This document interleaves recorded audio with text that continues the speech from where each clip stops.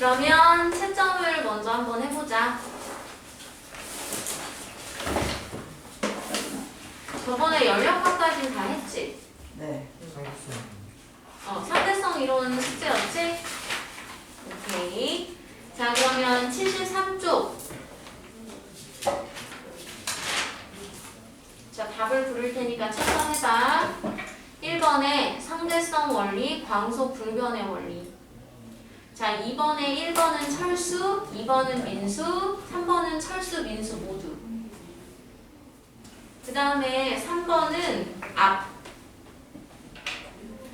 4번은 부등호가 1번은 왼쪽으로, 2번은 오른쪽으로. 자, 5번은 5번.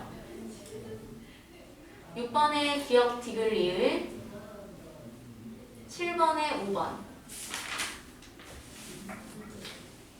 자, 그 다음 수능 2점에서 답만 부를게. 4, 2, 3, 5.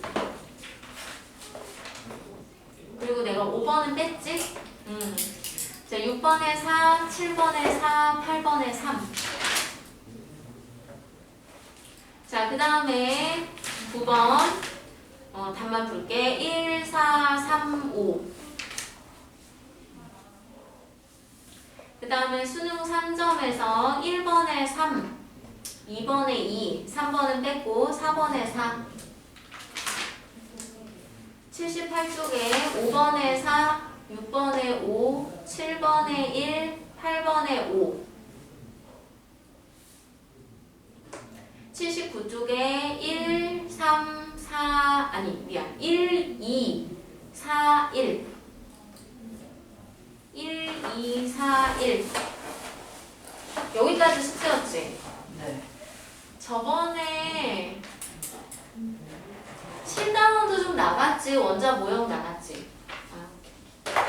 오케이.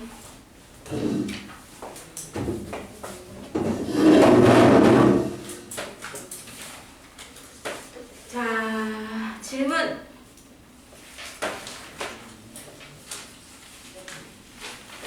수능 2점에서 4번. 수능 1점에서 4번. 2점. 2점에서 4번. 오케이. 자, 수능 2점에서 4번 한번 볼까? 그림 가나는 일정한 속도 V로 움직이는 우주선 내부에 있는 빛시계를 우주선 안의 철수와 정지에 있는 행성의 민수가 각각 관측한 모습이다. 그랬어. 자, 그러니까 지금 우주선은 움직이고 있고 이 안에 밑에 광원이 있고 위에 거울이 있는데 여기에서 빛이 나갔다가 반사되어서 돌아오는 것을 안에 철수가 그리고 밖에 민수가 관측하는 거야. 자, 기억을 보면 철수와 민수가 관측한 빛의 속력은 모두 C다. 맞아요. 광속불변의 원리로 철수가 비록 움직이지만 일정한 속력으로 움직이는 관성계 안의 관측자는 정지한 관성계와 똑같이 빛의 속도는 C로 동일해. 자, 니은을 보면 빛시계에서 빛이 한 번 왕복하는 데 걸린 시간을 철수가 측정한다면, 자, 철수가 보는 시간. 근데 철수 입장에서는 자신에 대해서 우주선이 앞으로 가거나 뒤로 가거나 해? 그렇지 않잖아. 철수가 봤을 때는 우주선은 정지해 있어. 정지해 있는데 여기에서 나간 빛이 천장에 있는 거울에 부딪혀서 다시 원 위치로 오면 사방으로 가는 빛 중에서 정확히 위로 가는 빛. 걔가 입사반사 동일하게 정확히 아래로 반사되어서 오는 거고. 자, 특히 위아래 세로폭이 얼마라고 했냐면 L이라고 했거든. 그럼 철수가 보는 빛이 왕복한 시간은 빛의 속력 C로 위아래로 2L을 왕복했으니까 C분의 2L 맞죠? 자, 그래서 니은 맞는 말이야. 자, 디귿을 보면 빛시계에서 빛이 한 번 왕복하는 데 걸리는 시간을 민수가 측정한다면 자, 그런데 민수 입장에서 봤을 때는 우주선이 정지해 있어? 우주선이 운동해. 그럼 봐봐. 민수가 봤을 때에는 파란색으로 표시할게. 광원에서 나온 빛 중에서 천장에 있는 거울에 부딪히려면 위로 간 빛이 아니라 오히려 대각선으로 간 빛. 왜? 그동안 우주선이 오른쪽으로 이동을 해와서 거울이 여기 왔을 때 딱 부딪히고 입사반사 동일하게 반사되어서 오는 동안 또 우주선이 이만큼 와서 우주선 상의 광원의 위치로 돌아온 거야. 그럼 민수가 봤을 때는 빛의 속도 c, 광속 불변의 원리로 c로 얘는 빛이 L'이라고 하는 대각선의 거리를 왕복한 꼴이잖아. 그래서 이 L'인데 이 L'이 L보다 길이가 길으니 짧으니 길어. 그래서 얘는 C분의 2L보단 더 크겠지. 그래서 민수가 측정한 왕복 시간은 C분의 2L보다 크다. 맞는 말이야. 자, 그래서 기억, 니은, 디귿 5번. 자, 또 7번. 자, 그 다음 페이지에 7번 한번 봐봐. 그림은 영희가 관측했을 때 길이가 L인 정지에 있는 상자의 양쪽 면에 있는 광원 A와 B에서 나온 빛이 서로 반대 방향으로 진행하고 철수는 오른쪽 방향으로 0.6시의 속도로 이동하는 모습을 나타낸 것이다. 철수가 측정했을 때 A, B에서 나온 빛이 각각 상자의 맞은편에 도달할 때 걸린 시간이 TA, TB다. 자, 볼까요? 영희가 봤을 때 이 상자는 움직여 정지해 있어?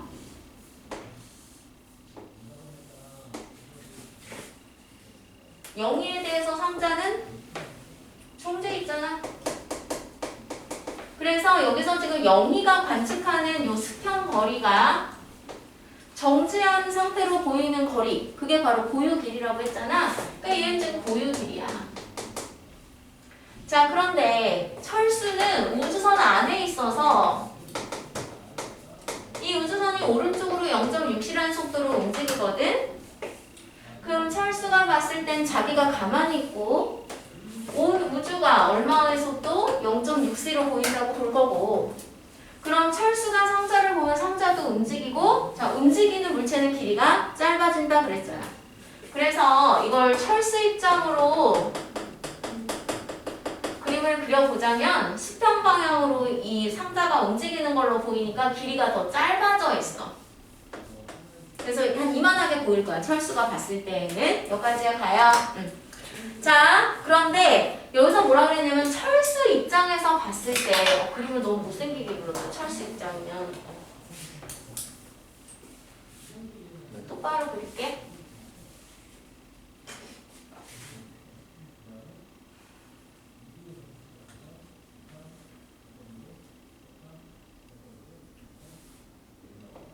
일단 상자 자체가 좀 가로폭이 이렇게 짧아져 있는데 지금 광원이 오른쪽에도 있고 왼쪽에도 있단 말이죠. 자, A에서 나간 빛이 왼쪽으로, B에서 나간 빛이 오른쪽으로 가서 각각 반대면에 놓이는 시간. 근데 봐봐. 철수 입장에서 봤을 때에는 온 우주가 왼쪽으로 0.6시의 속도로 움직이는 거라 여기서 빛이 출발해서 여기 땅 가는 동안 이 상자가 왼쪽으로 이렇게 움직여. 그럼 봐봐. A 여기서 출발한 빛은 상자 거리하고 조금 더 와야 돼, 이만큼. 맞아? 그런데 B는 여기서 출발했는데 상자가 좀 왼쪽으로 오니까 오른쪽 면은 좀 접근했잖아. 그래서 얘는 좀 짧은 거리만큼 가면 오른쪽 면에 도달해. 그런데 광속 불변의 원리로 빛의 속도는 C로 똑같잖아. 그러면 A에서 출발한 빛은 긴 거리, B에서 출발한 빛은 이 상자가 좀 왼쪽으로 오니까 짧은 거리 가게 되지? 그러면 시간, A에서 출발한 빛이 도달하는 데 걸리는 시간 TA가 B에서 출발한 빛이 도달하는 데 걸리는 시간보다 더 길잖아요. 여기까지 가니? 그래서 TA가 TB보다 길다. 기억은 맞는 말이야. 자, 니은 철수가 봤을 때는 이 우주가 움직이기 때문에 그 운동 방향으로는 길이 수축이 일어나서 L보다 더 짧아진단 말이지. 자, 그러니까 L보다 크다? 이건 전혀 말이 안 돼. 원래 정지했던 것보다 길이가 짧아질 수는 있지만 더 커 보이진 않아요. 자, 그 다음에 디귿을 보면 A에서 나온 빛과 B에서 나온 빛은 광속 불변의 원리로 빛의 속도는 똑같아. 자, 그러니까 기억 디귿 4번이 되겠네요. 여기까지 가니? 자, 또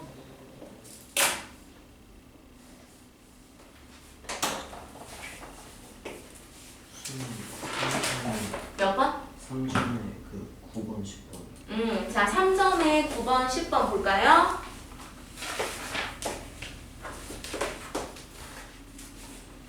자, 그림과 같이 우주선에 탄 B가 관찰했을 때 A는 일정한 속도로 0.5c로 움직이고 있고 그 다음에 우주선 바닥에 있는 광원에서 나온 빛이 진행 방향은 A의 운동 방향과 수직, 그러니까 A가 수평으로 움직이니까 위로 수직이다. 이때 광원과 천장 사이의 거리는 h다. 자, 지금 이거는 우주선에서 보는 입장이야. 우주선 안에서 봤을 땐 본인이 정지해 있고 밖에 있는 A라는 사람이 왼쪽으로 0.5c의 속도로 움직이는 것으로 보인대. 근데 사실은 지금 얘가 B가 관찰했을 때 자, 그리고 여기에 지금 밑에 광원이 있는데 이 광원에서 나간 빛이 A의 운동 방향과 수직, 그러니까 정확하게 위로 가서 거울에 부딪혀서 얘가 다시 돌아오는 거고 위아래 폭은 지금 얼마다? h다. 자, 특히 빛이 광원에서 나와서 우주선 천장의 거울에 도달할 때까지 A가 측정한 물리량, A가 보는 물리량. 자, 이것에 대한 설명. 자, 그럼 기억부터 볼까요? 자, 우주선에서 봤을 때 A가 왼쪽으로 움직이는 것으로 보인다 라는 것은 A 입장에서 봤을 땐 오히려 누가 움직인다고 보겠어? 우주선이. 어느 방향으로? 얘가 봤을 때 A가 왼쪽으로 움직인다 라고 보는 건 A가 봤을 때는 오히려 B가 오른쪽으로 움직인다. 얼마의 속도로? 0.5c. 그럼 A 입장에서 봤을 때에는 이 우주선은 움직이니까 여기에서 나온 빛 중에서 천장에 부딪히려면 오히려 똑바로 가면 안 돼. 우주선은 오른쪽으로 가버리니까. 그러니까 약간 얘가 대각선으로 가야지.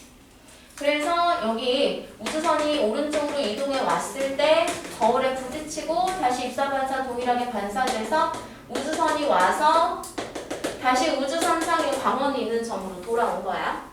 그러면 얘가 봤을 때는 지금 이 빛이 왕복하는 거리가 H'의 2배야. 근데 이게 대각선의 거리라서 H보다는 길이가 어때요? 길어요. 그래서 이 H'이 이 H보다 어떻다? 크다. 자, 그러면 빛이 이동한 거리는 이 중에 하나의 대각선 H보다 길다. 맞는 말이네. 자, 니은을 보면 그러면 광원과 거울 사이 거리는 H보다 작다. 자, 위에 있는 문제는 빛이 이동한 거리야. 빛의 진행 거리. 그런데 두 번째는 광원과 이 천장 사이에 한순간 포착했을 때의 간격. 원래 떨어져 있는 이 높이. 이게 얼마냐인데. 근데 이 A 입장에서 봤을 때 B가 수평으로는 움직이지만 수직으로는 안 움직이잖아. 그러니까 수직으로는 길이 수축이 일어나지 않아. 그래서 천장까지의 높이는 여전히 H예요. 근데 여기서 H보다 작다라고 했으니까 니은은 틀린 말이지. 자, 티귿. 우주선의 길이는 그러니까 이 수평 길이를 얘기하는 거야. B가 봤을 때보다 길다라고 했는데 얘가 B 입장에서 봤을 때는 본인에 대해서 우주선은 정체해 있어. 그러니까 고유 길이를 본다고. 근데 A가 봤을 때 우주선은 운동해. 그러니까 운동 방향으로 수축이 일어나지. 그래서 B가 보는 우주선보다 A가 보는 우주선은 가로폭이 좀 짧아져 있죠.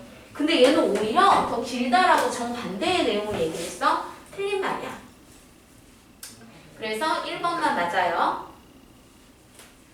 자, 그 다음에 10번을 보면 그림과 같이 검출기에 대해서 정지한 좌표계에서 검출기에 대해 정지한 좌표계에서 관측할 때 그러니까 검출기에서 관측한다라고 봐도 되겠어? 입자 A와 B가 검출기로부터 4광년 떨어진 사광년이라고 하는 건 빛이 4년 가는 거리. 거기 P점. 동시에 지나서 A라는 광자. 얘는 비달갱이야. 자, 비달갱이니까 빛이니까 C라는 속도로 가고 B라는 입자. 얘는 지금 V라는 속도로 가는데 둘 다 등속도 운동하고 지금 P에서 출발해서 이 검출기까지 가는데 A는 B보다 1년 먼저 검출기에 도달한대. 자, 이걸 누가 봤을 때 검출기랑 같은 게 그러니까 정지한 지면에 있는 관찰자가 봤을 때라고 생각해 볼게. 그럼 이 사람이 봤을 때 A가 여기서부터 여기까지 가는데 걸리는 시간은 얼마냐? 보세요. 이게 4광년이잖아. 빛이 4년 가는 거리라는 거야. 얘가 빛이야, 빛. 그러면 얘는 4년 간다는 얘기 아니야. 그래서 A가 P에서 검출기까지 가는데 4년 걸려요. 그러면 여기서 뭐라 그랬어? B는 A보다 1년 더 걸린다 그랬잖아. 그럼 얘는 몇 년? 5년 걸리는 거야. 맞아? 그러면 우리가 B의 속도 V를 계산할 수 있을 것 같아. 얘들아, 같은 거리를 가는데 시간이 4분의 5배 걸리잖아? 맞아? 그럼 속도는 5분의 4배가 된다는 얘기잖아. 그래서 V는 5분의 4c, 즉 0.8c. 빛의 속도의 80%에 해당돼. 여기까지 가. 자, 그러면 여기 문제를 볼게요. 일단 B와 같은 속도로 움직이는 관측계에서 자, B와 같은 속도로 움직이니까 B가 뭔다고 생각해. B 입장. 맞는 거. 자, B 입장에서 봤을 땐 자기가 움직이는 걸로 보일까? 자기가 정지 있고 이 온 우주가 왼쪽으로 V라는 속도로 움직이는 걸로 볼 거야. 그러면 사실은 우주가 정지 있고 본인이 0.8c인데 본인이 가만히 있고 우주가 0.8c로 움직인다고 보겠지. 그래서 검출기가 0.8c로 움직인다 이렇게 볼 거야. 디귿은 맞는 말이야, 일단은. 자, 그럼 기억을 볼게요. 그러면 이 B가 봤을 때 P에서 검출기까지의 거리가 4광년일까? 자, 봐봐. 애초에 4광년은 검출기랑 함께 정지한 사람이 보는 거리였어. 그래서 얘는 보유 거리였단 말이야. 근데 B 입장에서는 이 우주선이 움직이고 있기 때문에 길이가 어때져? 짧아져. 자, 길이 수축이 일어나니까 4광년보다 짧아야지. 오케이? 광년, 빛이 가는 거리, light year 해서 우리가 4ly 이렇게 표현해요. 4광년보다 짧아야지. 왜? 얘가 봤을 땐 우주가 움직이니까 길이 수축. 자, 그 다음에 그러면 B와 같은 속도로 움직이는 좌표계에서 그러니까 그냥 B가 본다고 생각해. 걔가 봤을 때 검출기가 B에서 도달하는 데 걸리는 시간은 5년이라 그랬는데 아까 이 5년은 누가 봤을 때의 시간이었냐면 지표면 관찰자가 봤을 때는 얘가 가는데 5년 걸린다 이거였어. 그런데 B가 봤을 때도 똑같이 5년일 것이냐. 자, 시간인데 B가 보는 시간이라 내가 TB라고 할게. 근데 B 입장에서 봤을 땐 자기가 움직이지 않고 이 온 우주가 움직이니까 본인은 가만히 있는데 P점이 자기를 찍고 가고 검출기가 자기를 찍고 간다고 볼 거 아니야? 그러면 얘가 보는 시간은 언제나 속력분의 거리인데 거리가 B가 보는 거리가 들어가야 돼. 자, 속력은 얼마야? 온 우주가 0.8c로. 근데 거리는 얼마야? B가 봤을 땐 이 거리가 4광년보다 짧단 말이야. 그럼 얘들아, 아까 이게 5년 나왔던 것은 이 거리를 4광년으로 봤을 때였어. 근데 얘는 4광년보다 짧으니 이게 5년보다는 거리가 어떻게 나와야 돼? 짧게 나와야 돼. 여기까지 가요. 그래서 니은은 틀린 말이고 특히 우리가 이 ly, light year라는 단위와 그리고 빛의 속도 c를 표현해보면 예를 들어서 0.8c분의 4 light year라면 자, 이게 거리잖아요. 거리라는 건 속력 곱하기 시간이잖아. 빛의 속도로 4년 가는 거리란 얘기니까 속력, 빛의 속도 c로 4년 가는 거리 이렇게 표현할 수 있어. 4광년은. 이거 나누기 0.8c 하면 c와 c가 서로 어떻게 돼? 소거돼. 그럼 0.8분의 4 해서 이게 5년이야. 근데 4광년보다 거리가 짧으니 얘는 5년보다 어때지는 거야? 짧아지는 거지. 오케이? 자, 그래서 디귿만 맞네요.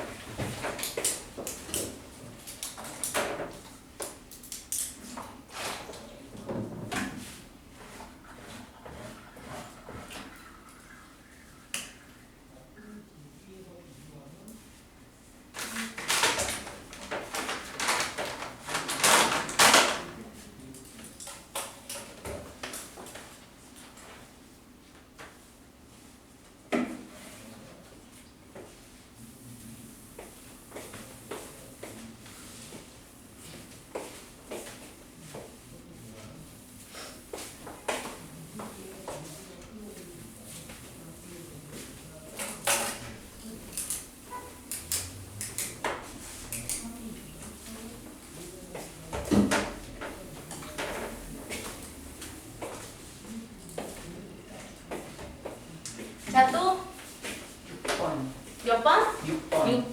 자, 거기 앞에 6번. 오케이. 78쪽.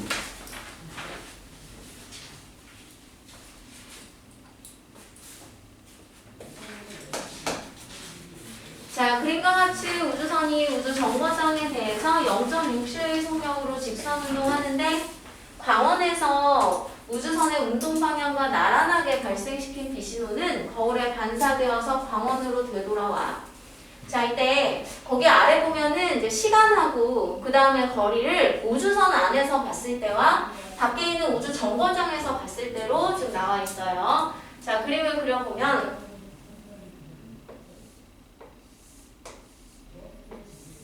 자, 이게 우주선. 얘는 0.6c. 자, 여기에 지금 광원이 있고 그 다음 여기 거울이 있다. 자, 이때 광원과 거울 사이의 거리를 우주선 안에서 봤을 때는 자기 안에 있으니까 우주선이 움직여 정지해. 그래서 이 거리 부유거리. 자, 그러니까 L0는 부유거리야. 근데 이걸 밖에 있는 우주 정거장에서 봤을 때는 얘가 움직이잖아. 그러니까 그 방향으로는 길이 수축이 일어날 거야.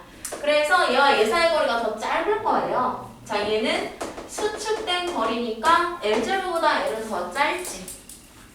자, 그 다음에 거기 지금 B신호가 광원에서 거울까지 가는데 걸리는 시간과 B신호가 다시 거울에서 광원까지 도달하는 데 걸리는 시간을 일단 우주선에서 보면 이 우주선이 뭐해 있는 걸로 보이냐면 정지해 있는 걸로 보여서 자, 이 여기서 나온 빛의 속도 C로 여기까지 거리가 얼마라고? L0 갔다가 다 정지했으니까 여기서 반사된 빛이 다시 여기까지 C라는 속도로 L0로 돌아와. 그래서 가는데 걸린 시간이나 오는데 걸린 시간이 어때요? 같아요. 오른쪽으로 갈 때 시간을 내가 T 화살표 오른쪽이라고 표시하면 T가 C분의 L0야. 그게 지금 여기서 시간 얼마라고 표시했냐면 T0라고 표시한 거고, 자, 올 때의 시간도 역시 C분의 L0야. 그래서 얘 T0로 어때야 돼? 같아야 돼. 그런데 이번에는 우주 정거장 안에서 볼게. 자, 우주 정거장에서 보는 시간은 내가 그림을 좀 따로 그릴게. 일단 우주 정거장에서는 우주선이 움직이기 때문에 길이가 좀 짧아. 그래서 얘가 봤을 때는 이거에 비해서 좀 길이를 짧게 그려볼게요. 이렇게 짧게 보여. 여기에 지금 광원이 있고 그 다음에 여기에 지금 거울이 있는데 광원에서 거울까지의 거리가 L0보다 짧게 보여. 자, 그런데 여기에서 빛이 요이 땅 하고 C라는 속도로 출발했지? 그동안 우주선이 오른쪽으로 도망을 가잖아. 그러니까 빛은 여기서 이미 나왔고 이 우주선이 오른쪽으로 이만큼 움직였어. 자, 그래서 광원의 위치가 이 새로운 곳으로 옮겨갔고 물론 이동한 빛은 이만큼 가는 거야. 가서 지금 이 검출기도 오른쪽으로 이따만큼 가는 거예요. 이렇게. 그럼 보세요. 빛만 보면 여기서 출발해서 우주선이 가는 동안 이 검출기가 오른쪽으로 도망을 가니까 오른쪽으로는 빛의 속도는 이만큼 가. 그래서 부딪혀. 자, 그런데 다시 돌아올 때를 생각해보면 여기서 반사된 빛이 똑같은 속도, 광속불변의 원리로 C라는 속도로 갔는데 그동안 우주선이 여전히 오른쪽으로 오잖아. 그럼 어떻게 될까요? 자, 봐봐. 광원의 위치가 오른쪽으로 더 이동해. 그럼 얘는 광속불변의 원리로 같은 속도로 오긴 하는데 되게 짧은 거리 오면 거기서 마주하고 있는 광원하고 부딪히는 거지.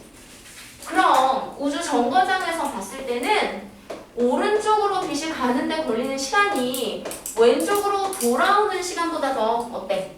길어. 자, 이 시간을 각각 얼마라고 했냐면 얘를 T1, 얘를 T2라고 해서 T1이 T2보다 더 긴 거야. 여기까지 가. 자, 그럼 기억을 볼게. 자, L0랑 얘를 비교하면 고유거리 L0가 더 길지. T0는 C분의 L0라고 이미 계산을 해놨네. 니은도 맞고. T1하고 T2는 T1이 더 길다는 것도 알아냈네요. 자, 그래서 기억, 니은, 디귿 다 맞아서 답은 5번. 자, 또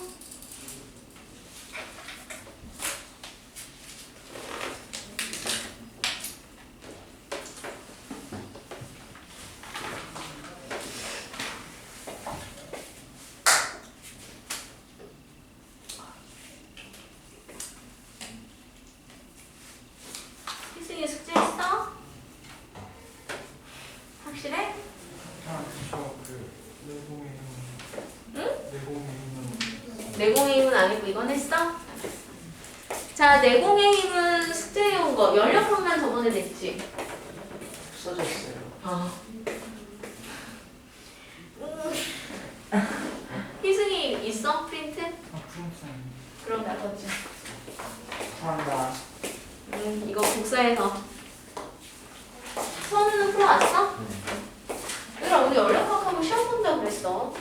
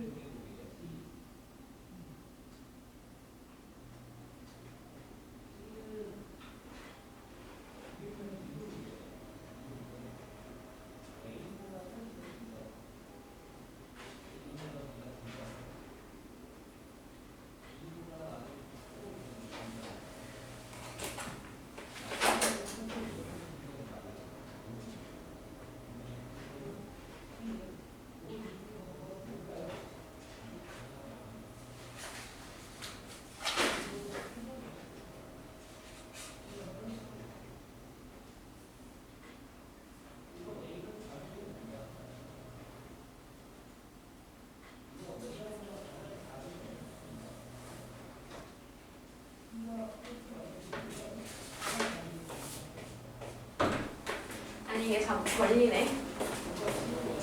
인쇄를 따로 걸어야 될 것 같아.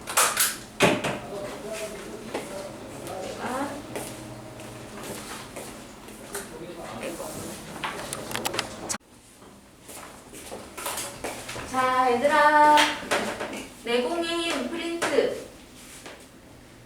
에서 질문.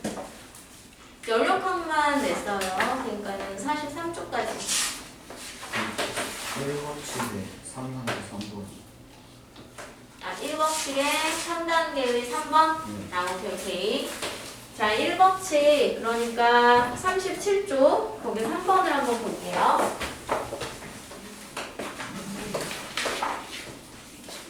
그러니까 37쪽에 3번이야. 자, 가와 나는 부피가 V1인 일정량의 이상 기체가 각각 단열 과정 등, 이거 문제 잘못됐어. 이게, 거기 뒤에 해설지에 보면은, 가가 등압 과정이고, 나가 단열 과정인데, 거꾸로 쓰여져 있어. 가를 단열 과정, 나를 등압 과정. 그러니까 얘네가 원래 그래프를 이렇게 서로, 왼쪽, 오른쪽이 거꾸로 나와 있어야 하는 문제인 것 같아. 근데, 이게 그림 배치가 잘못되어 있는 것 같아요. 그래서 거기 지금 기억에 가에서가 아니라 나에서로 바꿔야 돼. 그래서 위에 해설지를 보면은 가를 단열 과정, 나를 등압 과정으로 설명을 해놨더라고. 그러니까 원래 이 그림이 좌우가 바뀌어 있어야 하는 문제였던 것 같아. 자, 그러면 그냥 우린 이 그림 있는 상태에서 한번 보자고요.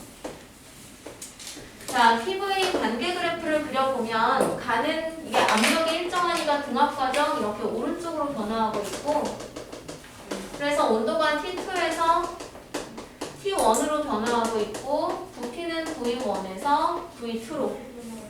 자, 그런데 나는 PV 관계 그래프에서 단열 과정인데, 특히 얘도 부피가 V1에서 V2까지 바뀌고 있고, 처음 온도가 T1이고 나중 온도가 지금 T2인데 단열 과정 중에서도 부피가 커졌기 때문에 얘는 단열 팽창 과정인 거야.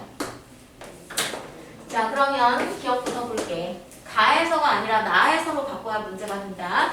나에서 기체가 외부에 한 일은 기체의 내부 에너지 감소량보다 크다라고 했는데, 자, 나의 상황에서 얘 연력학 제1법칙 써보면 Q는 델타 U 플러스 W잖아? 그런데 단열이라서 Q가 제로란 말이야. 그러면 여기서 델타 U와 W가 서로 같은 크기이면서 부호는 반대라는 얘기인데, 자, 지금 얘 가는 동안 부피는 커졌기 때문에, 자, 이 피부의 관계 그래프 아래 면적이 바로 1이라고 그랬거든. 얘가 그동안 부피 커졌으니까 한 일이야. 이 양의 일을 했다고. 근데 이게 0이니까 자 등온선 떨어졌잖아. 온도가 감소했어. 온도가 감소했다는 건 내부 에너지 변화는 마이너스. 그런데 얘랑 크기는 어떻기 때문에? 같기 때문에 이거 얼마 된 거야? 0 된 거야. 그러니까 이거는 크다가 아니라 같다라고 바꿔야 돼. 자, 니은을 보면 나에서 기체가 흡수한 열량은 이것도 그래. 이게 가나를 바꿔놨어. 이 가라고 바꿔야 돼. 가에서 기체가 흡수한 열량은 기체가 외부의 한 일과 같다 그랬는데 이 가는 등 앞과정이잖아. Q는 델타 U 플러스 W에서 등 앞과정은 어느 하나도 0이 없어요. 자, 지금 보니까 등온선 가로질렀기 때문에 지금 특히 올라갔으니까 온도 상승해서 델타 U가 플러스고 부피가 커졌기 때문에 이 아래 면적만큼 1도 했어. 자, 얘네 둘 다 플러스니까 Q도 플러스고 하나도 0이 없기 때문에 자, Q가 W와 같을 수 없지. 델타 U가 있는데. 그래서 니은도 틀린 말이죠. 자, 디귿을 보면 가에서 기체의 내부 에너지 감소량은 나에서 기체의 내부 에너지 증가량은 같다 그랬는데 가에서 내부 에너지 감소량과 나에서 내부 에너지 증가량 비교하라고 그랬거든. 근데 얘들아 델타 U가 2분의 3 NR 델타 T야. 근데 이 온도 변화가 얘 T2에서 T1으로 간 거고 얘도 온도가 T1에서 T2로 갔기 때문에 델타 T의 크기가 동일하잖아. 그러니까 내부 에너지 변화량은 같은 거야. 그래서 디귿은 맞는 말이에요. 답은 2번이 되겠네. 여기까지 가니? 자, 또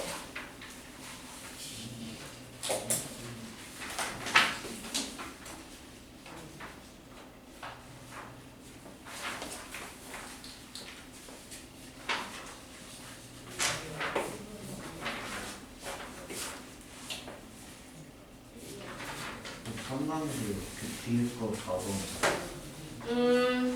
그러니까 43쪽에 4번을 얘기하는 거야. 자, 거기서 수령 문제를 보면은 이제 이게 연구기간이라는 건데 갑자기 이거 보니까 생각났어. 내가 주문한 거 있었는데 연구기관처럼 만들어 놓은 거 내가 주문해놨는데 오늘 도착한다는데 찾아봐야겠네요. 자, 연구기관이 제1종 연구기관이 있고 제2종 연구기관이 있어. 제1종은 제1법칙에 위배되는 거야.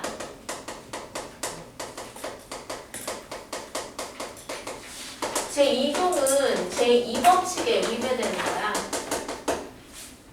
그래서 제1법칙에 위배된다는 건 뭐야? 이거 에너지 보존 법칙이잖아. Q는 델타 U 플러스 W라서 일을 하려면 계속 열을 주입해줘야 돼. 에너지를 줘야 일을 할 수 있다는 거야. 근데 제1종에 위배된다는 건 에너지를 안 줘도 계속 뭘 할 수 있다? 일을 할 수 있다.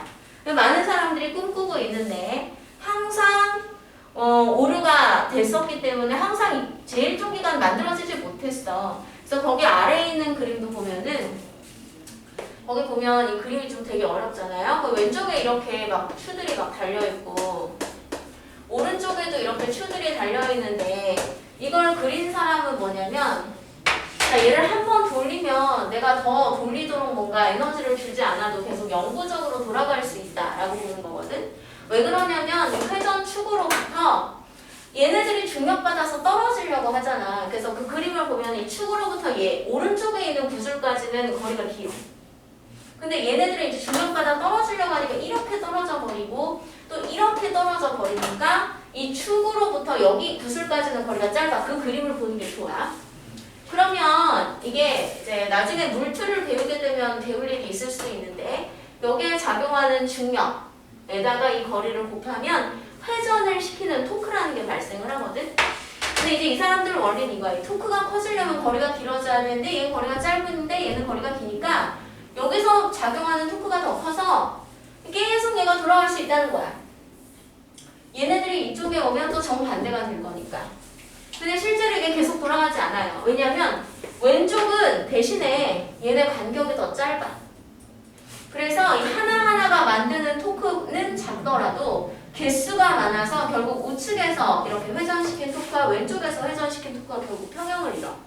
그러니까 얘가 계속 돌지 못해요. 자, 그러면 얘는 어떻게 정리를 해주느냐. 1번 연구기관에 관련된 연력학 법칙. 얘는 제1종 연구기관이라서 연력학 제1법칙하고 연결이 되어 있고, 이게 왜 불가능하냐. 결국에는 에너지는 보존되기 때문에 내가 일로 전환을 시키려면 계속 에너지를 받아줘야 돼. 근데 얘는 지금 에너지를 받지 않고도 영원히 일을 한다라는 거니까 무에서 유를 창출한다는 얘기잖아. 연력학 제1법칙에 위배된다는 얘기죠. 여기까지 가니? 자, 또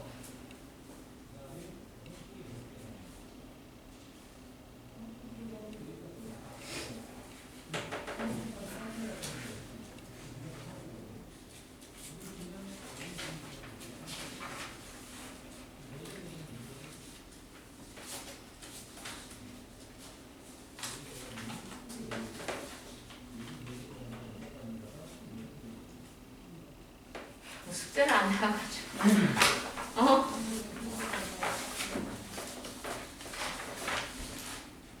오케이. 43쪽에 3단계 1번을 잠깐 보면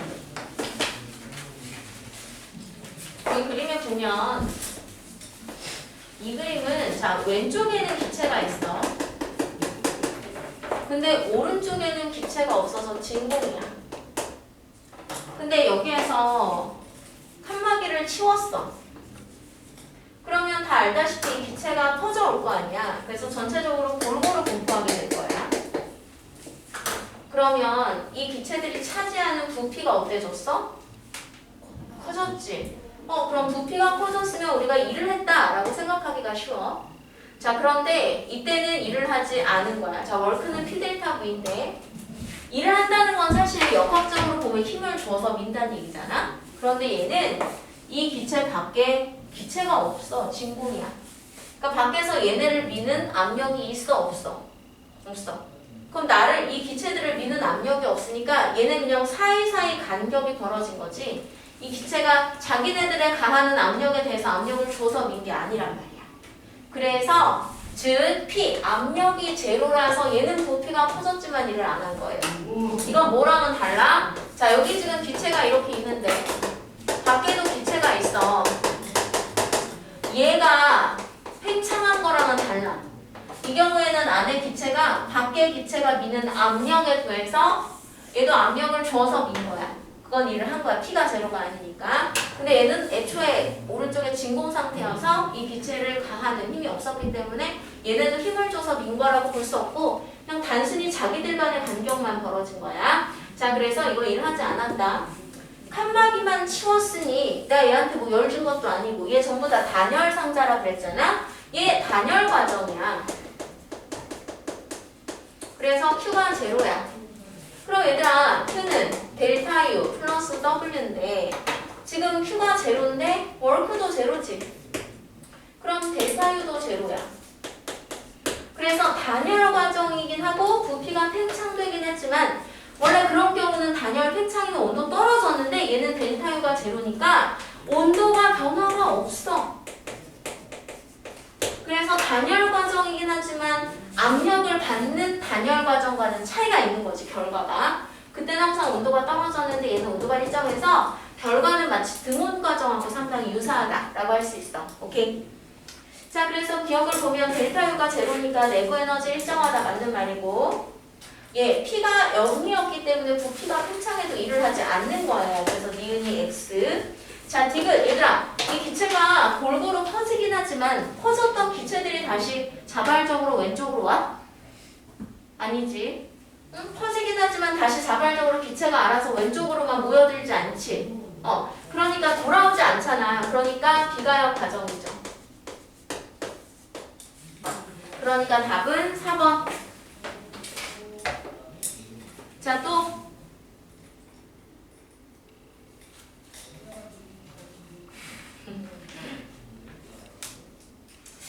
없으면 잠깐 쉬고 시험 보고 진도 나갈게.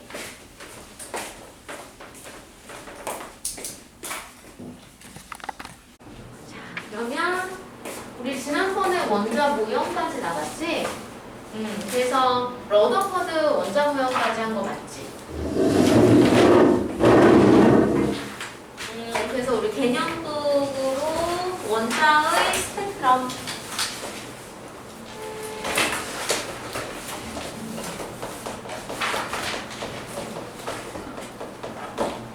자, 스펙트럼은 뭐야? 빛의 띠를 의미해. 이거 우리 중학교 때 공부했었잖아. 프리즘이 있으면 이 프리즘을 향해서 햇빛이나 아니면 뭐 형광등에서 나오는 빛을 이렇게 입사를 했어. 그럼 얘가 공기중을 잘 직진하다가 프리즘으로 들어가게 되면 매질이 달라지다 보니 저 빛이 진행하는 속력의 변화가 생겨서 그 경계면에서 원래 가던 방향으로 똑바로 가지 못하고 꺾이는 현상 생겨. 그걸 우리가 굴절이라고 했었어. 자, 근데 그 굴절되는 과정 속에서 사실은 이 안에 무수히 많은 색깔의 빛이 있었던 거야. 그 중에 빨강은 조금 꺾이고 주, 노, 초, 파, 남, 보 순서로 차곡차곡 꺾여서 맨 아래 보라 가장 많이 꺾인 거야. 그러다가 다시 프리즘에서 공기로 나오면서 또 매질이 달라지니까 굴절하게 되는데 빨강은 빨강대로 그 사이에 주, 노, 초, 파, 남, 보 촘촘하게 꺾여서 보라는 보라까지. 자, 이때 빨강에서부터 보라까지 연속적인 빨주, 노초, 파남보 계열로 연속적인 빛의 띠로 나뉘게 되는데 얘를 우리가 스펙트럼이라고 하고 특히 형태를 가지고 연속 스펙트럼이라고 하지. 자, 얘를 가지고 알 수 있는 사실은 한 줄기 빛인 줄 알았는데 이 안에 이렇게 무수히 많은 색깔의 빛이 모두 섞여 있었다라는 거지. 자, 이 중에서 이렇게 한 종류, 한 색깔의 빛을 우리가 단색광이라고 하고 이 안에는 무수히 많은 단색광이 함께 있었다. 근데 이렇게 함께 있으면 흰색으로 보인다. 그래서 백색광이라고 해. 물론 진짜 이렇게 빛이 진행할 때 하얀 빛으로 보이진 않잖아. 그냥 환하게 보이는 거지. 근데 쟤를 우리가 백색광이다 라고 하는 이유는 자, 이런 애들 하얀색이 하얀색으로 보이는 거 모든 빛이 전부 다 반사돼서 내 눈으로 들어오면 그것들이 합쳐져서 흰색으로 보인다. 그래서 우리가 백색광이라고 했던 거죠. 맞아요? 네. 자, 이런 스펙트럼을 연속 스펙트럼이라고 하고 연속 스펙트럼은 언제 생기냐면 고온의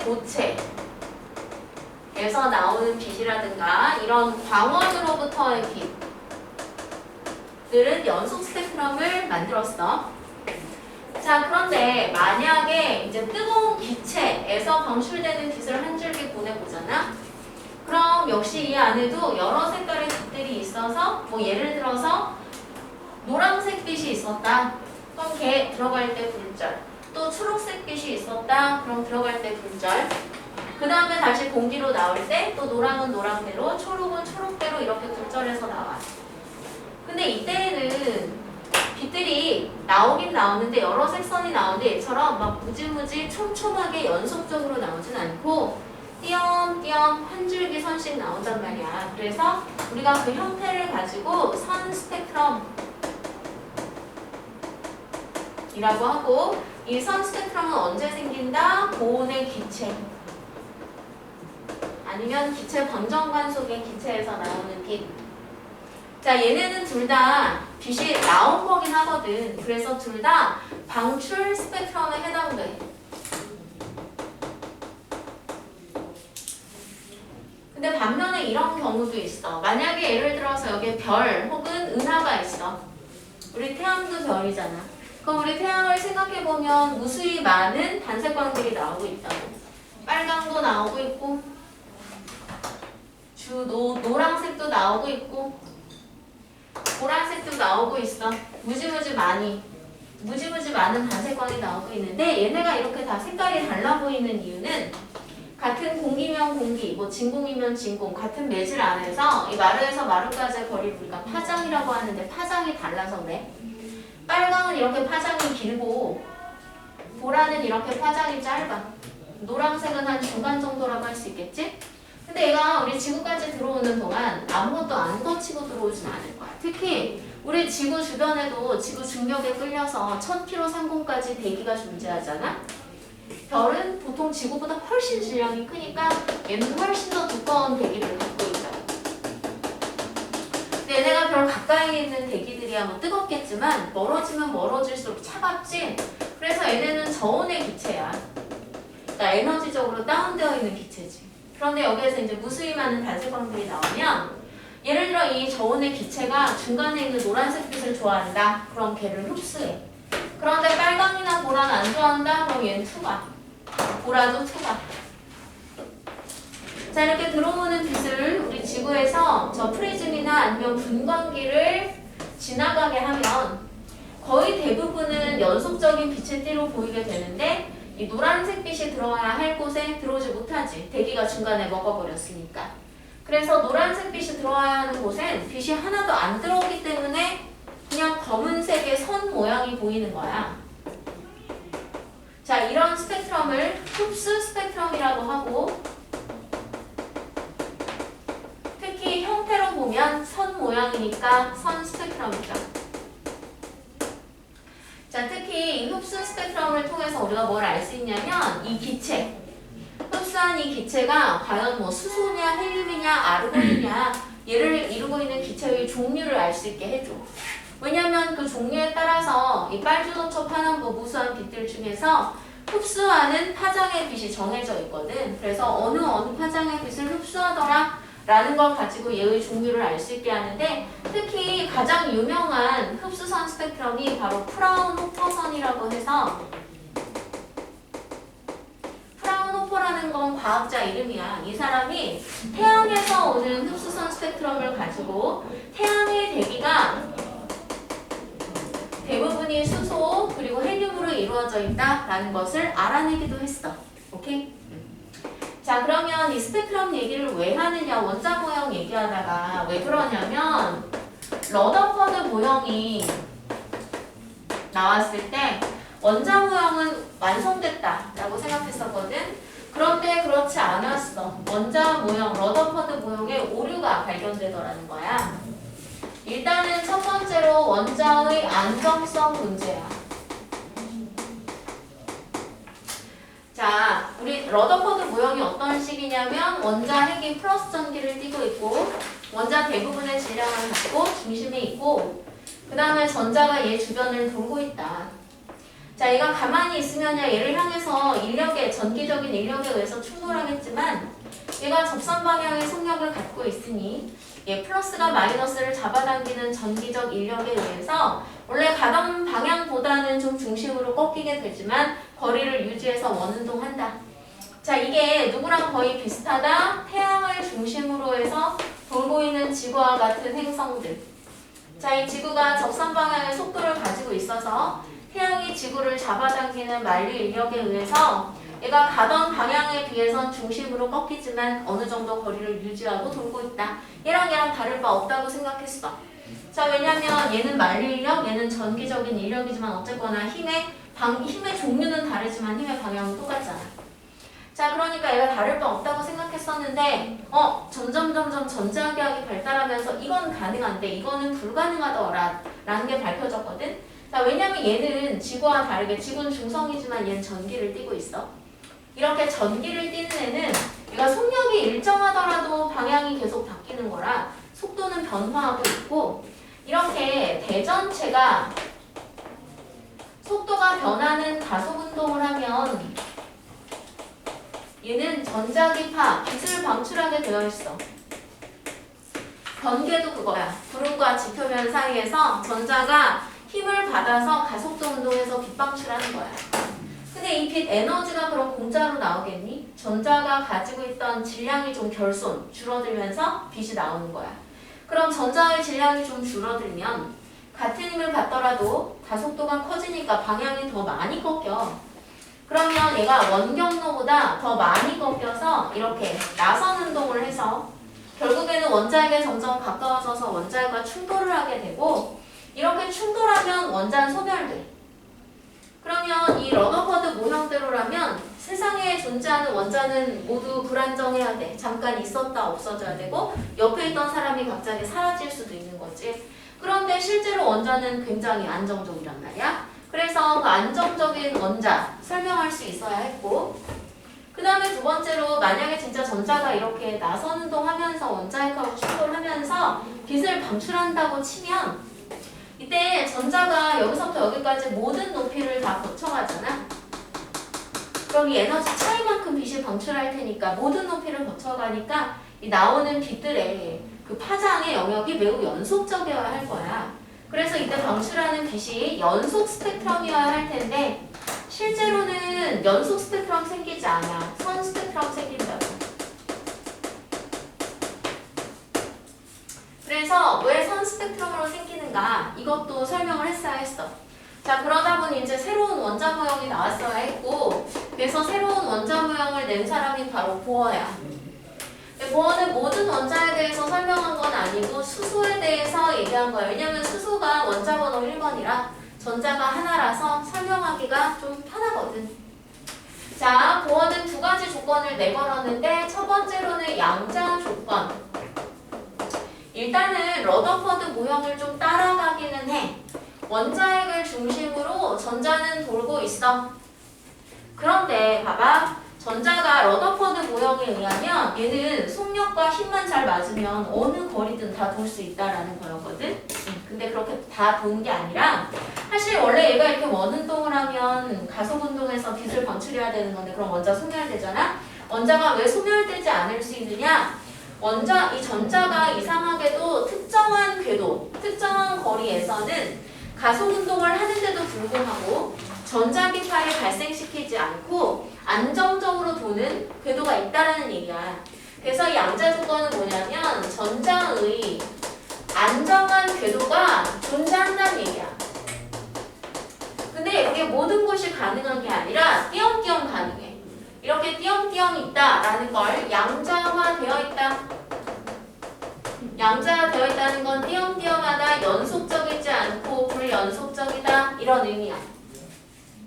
자, 이때 전자가 있을 수 있는 이 궤도 번호를 우리가 주양자수라고 하고 주양자수 약자로 넘버에 n 사용하는데 전자가 있을 수 있는 첫 번째 궤도 얘는 n1, 얘는 두 번째 궤도 n2, n3. 근데 사실 전자가 있을 수 있는 궤도가 무한정 가능하긴 해. 다만 1, 2에선 전자가 이상하게 전자기파를 발생시키지 않고 빛을 발생시키지 않고 안정하게 돌 수 있는데 1과 2의 사이에서는 그렇지 못한다는 얘기야. 그러니까 그 사이에선 존재할 수 없다. 전자가 있을 수 있는 궤도는 정해져 있다. 띄엄띄엄 떨어져 있다. 양자되어 있다. 얘가 양자 조건이야. 자, 특히 전자가 1번에 있을 때 가장 이 원자의 에너지 값이 작아져. 그래서 안정적이다. 이대를 바닥 상태라고 하고 이건 화학에서도 나오는 용어죠. 근데 얘가 2번, 3번으로 갈 수 있어. 근데 2번, 3번으로 갈 때는 전자의 에너지가 더 커져야 하는 거라서 공짜로는 어렵고 외부로부터 에너지를 흡수해줘야 돼. 그러면 얘가 2번, 3번으로 갈 수 있고 이렇게 이사하는 걸 전이한다라고 얘기를 해. 2번 이후에서는 에너지 값이 더 커져 있어서 이런 상태는 우리가 들뜬 상태라고 하고 근데 들뜬 상태에 있는 걸 전자가 별로 선호하진 않아. 그래서 얘가 다시 바닥 상태로 내려와요. 결국에는. 자, 이렇게 내려오는 거 역시 전이라고 하고 그때는 자, 높은 곳에 있었으니까 전자가 에너지가 크다가 낮은 곳으로 떨어지면 그만큼 에너지가 불필요하니까 그 차이만큼을 방출하게 되는데 그때 방출할 때 빛, 전자기파로 방출하는 거야. 자, 이렇게 안정한 궤도가 있어. 그런데 띄엄띄엄 있어. 양자 조건을 가지고 원자의 안정성을 설명했고 그 다음에 왜 실제로 선 스펙트럼, 연속 스펙트럼이 아니라 선 스펙트럼이 나오는지도 설명하는 거야. 전자가 있을 수 있는 궤도가 무한대로 가능하긴 하고 그럼 이때 전이하면서 방출하는 빛도 가지수가 되게 많긴 하지만 얘가 궤도가 촘촘하진 않아서 그 빛 에너지의 크기가 아주 촘촘하게 연속적이지는 않더라는 거야.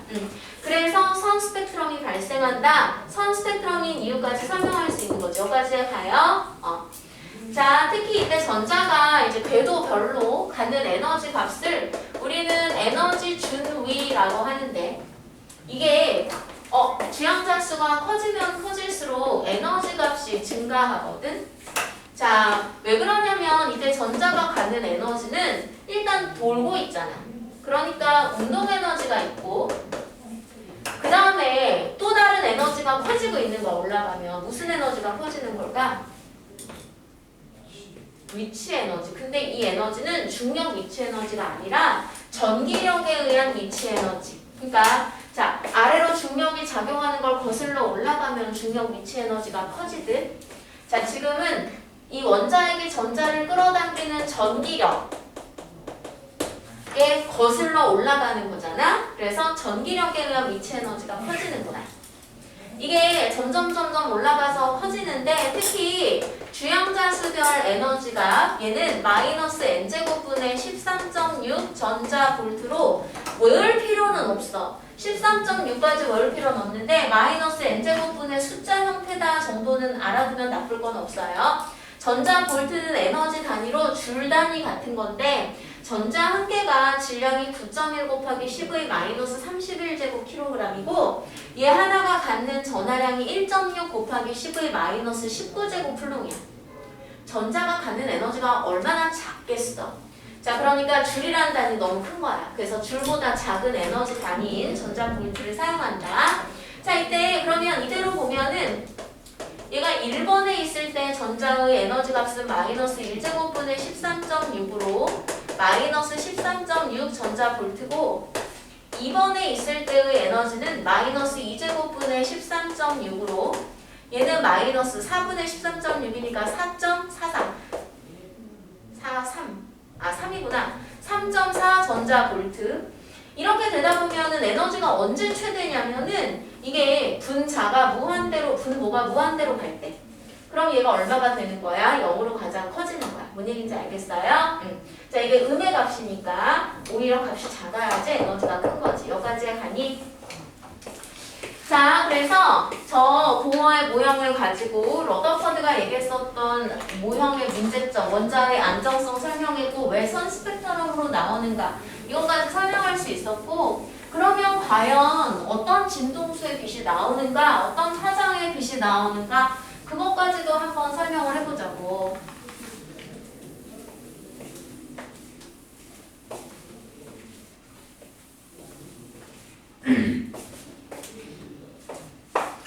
자, 그래서 그것까지 설명하기 위해서 두 번째로 진동수 조건. 만약에 전자가 n번 궤도에서 n번 궤도로 전이해 원자핵으로부터 n번 궤도에 있다가 n번 궤도로 이렇게 내려와. 그러면 이때 높은 에너지 값에서 이제 그만큼 불필요하니까 에너지를 방출한단 말이야, 빛으로. 근데 그때 얼마만큼 에너지를 방출하는가? n번에서 있을 때의 전자의 에너지 값과 n번에서 있을 때 전자의 에너지 값의 차이만큼. 자, 그래서 방출하는 그때 전자기파 빛 에너지는 n번과 n번에서의 전자의 에너지 값 차이만큼. 누가 클지 모르니까 절대값 썼어. 자, 그런데 이제 우리가 12단원, 맨 마지막 단원에서 배우겠지만 빛 에너지는 HF라는 식으로 표현하고 이 얘기가 뭐냐면 진동수에 비례하다는 거야. 진동수 프리퀀시여서 우리가 F라고 하고 H는 그냥 상수야. 플랑크라는 과학자 이름을 따서 플랑크 상수라고 하는데 자, 이 얘기는 뭐냐면 우리가 가시광선을 생각해보면 빨간색 빛은 파장이 길지 보라색 빛은 파장이 짧거든. 같은 진공이라는 뭐 공기도 마찬가지고 매질 안에서 자, 이렇게 파장이 긴 빛은 진동수가 적어요. 근데 얘처럼 파장이 짧은 빛은 얘 진동수가 많아. 그러니까 빨간색과 보라색을 비교하면 만약에 내가 같은 색이, 그러니까 같은 광량으로 양은 똑같이 비췄을 때 에너지가 다르다는 얘기야. 보라색 빛이 더 세다는 얘기야. 진동수에 비례해. 그래서 이 차이만큼이 그것에 해당하는 진동수의 빛으로 나와. 그래서 차이가 크면 더 진동수가 많은 빛, 차이가 작으면 더 진동수가 적은 빛. 근데 이걸 또 파장으로 표현하면 또 빛은 파동이라서 파동의 전파속력 부위는 F를 안다거든. 이 중학교 공부할 때 나오기도 한데 아마 잊어버렸을 거야. 우리 물 원도 한번 봤잖아. 그러나 잊어버렸을 것 같은데. 자, 어쨌거나 이 속도가 빛의 속도는 우리 상대성 이론에서 C 썼잖아요. 그럼 C는 F라고 하니까 F는 람다분의 C. 그래서 H 람다분의 C 이렇게 표현할 수 있고, 그러니까 결국 빛 에너지는 진동수에 비례하고 파장에 반비례하다는 얘기야. 오케이? 여기까지 가요. 자, 우리 거기 개념북에 보면은 빈칸, 바로 빈칸 보이지? 바로 빈칸에다가는 둘 다 뭘 써주면 되냐면 얘를 써주면 돼. H 람다분의 C. 자, 그래서 이렇게 선 스펙트럼이 나오는 거 궤도가 양자되어 있어서 많은 가지수가 나올 수 있지만 촘촘하진 않다. 그래서 연소가 아니고 선 스펙트럼이고, 근데 어떤 진동수의 빛이 나오는가? 그 진동수는 바로 전후 에너지 중립차랑 비례하는 관계다 라는 얘기를 하고 있는 거죠. 자, 특히 이제 수소 원자 구형으로 다시 돌아와 보면 원자핵을 중심으로 해서 궤도 번호 주양자수 N1, N2, N3, N4 이렇게 해서 이제 N 무한대까지 가게 될 텐데, 전자가 몇 번에서 출발을 했던 간에 1번이 도착질 때, 2번에서 1번, 3번에서 1번, 무한대에서 1번으로 도착할 때 그때 방출하는 그 스펙트럼들, 얘는 에너지가 커. 그래서 자외선들이 나오고, 이 선 스펙트럼 찾아낸 사람이 라이먼이라는 사람이야. 그래서 걔네를 라이먼 계열이라고 해. 자, 전자가 몇 번에서 출발했던 2번이 도착질 때, 3번에서 2번, 4번에서 2번, 무한대에서 2번. 얘네 라이먼 계열보다는 이 스펙트럼들은 에너지가 좀 작고 우리 눈에 보여. 그래서 얘네를 가시광선, 이 선 스펙트럼 찾아낸 사람이 발머. 그래서 발머 계열. 또 전자가 몇 번에서 출발했든 4번에서 3번, 5번에서 3번, 무한대에서 3번. 자, 얘네들은 또 발머 계열보다는 에너지 값이 작아. 우리 눈에 안 보이는 적외선. 자, 얘네들은 과학자 파셴이라는 사람이 찾아내서 이 선 스펙트럼은 파셴 계열이라고 해. 자, 그런데 보면 이거 전자가 1번에 있을 때의 에너지 값을 첨자 1을 넣으면 마이너스 1제곱분의 13.6 해서 마이너스 13.6 전자볼트고, 2번에 있을 때의 에너지는 마이너스 2제곱, 즉 4분의 13.6 해서 얘는 마이너스 3.4 맞나? 446. 자, 그 다음에 3번에 있을 때의 에너지 값은 마이너스 9분의 13.6으로 이게 약 마이너스 1.5 이렇게 되거든? 근데 전자가 무한대에 있다? 그러면 무한대분의, 그러니까 밑에 분모가 무한대로 가면 얘는 0에 접근하잖아. 그럼 봐봐. 1번에 있을 때 여기서 무한대까지 가려면 얘가 에너지를 13.6 흡수해야 갈 수 있어. 이 에너지를 결합을 끊는 에너지다. 그래서 결합 에너지 혹은 화학에서 이온화 에너지라고 하는 거야. 이게 총 에너지 차이가 13.6인데 그 중에서 1번과 2번 사이의 에너지 차이는 10.2 전자볼트로 13.6의 대부분 아니야? 1번과 2번 사이의 에너지를 무조건 포함하고 있는 애들이 라이먼 계열이잖아. 그래서 얘네가 에너지가 제일 큰 거고, 특히 라이먼 계열에서 에너지가 제일 작은 애가 2번에서 1번으로 떨어지는 거. 얘도 10.2야.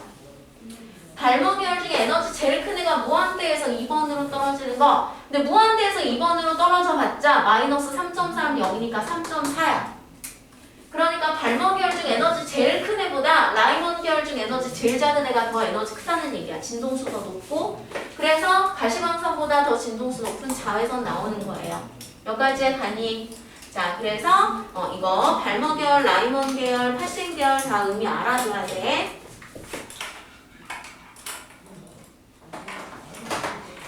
자, 그래서 우리가 일단 7단원 개념은 다 나갔고 8단원 조금 나가보실게요. 반도체.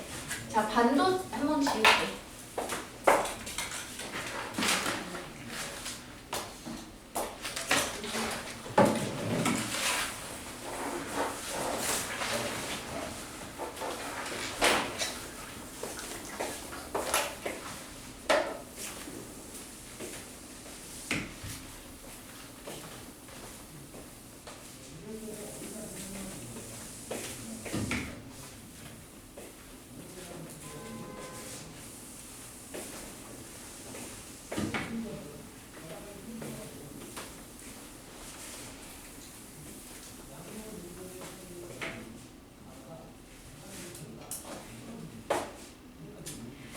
이제 반도체로 가보면 우리가 지금 원자의 그 원자 모형을 본 거잖아. 원자나 기체는 그 안에 있는 전자가 있는 그 에너지 준위가 좀 유사하다라고 할 수 있어.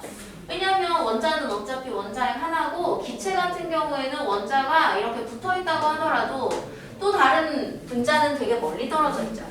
그래서 이 안에 있는 하나의 원자 속에 있는 전자는 자기랑 붙은 원자 정도의 영향 수준 정도로 받는단 말이지. 그런데 고체 같은 경우에는 그렇지 않아. 고체는 원자가 엄청 조밀조밀하게 있어서 원자 앞에도 있고 원자 위에도 원자 있고 원자 아래에도 원자 있고 원자 옆에도 원자 있잖아. 그래서 이 원자들이 엄청 조밀조밀하게 붙어 있다고. 그걸 일렬로만 표현해볼게. 자, 그러면 그 얘기 뭐냐면 원자 핵들도 되게 거리가 가깝다는 거야.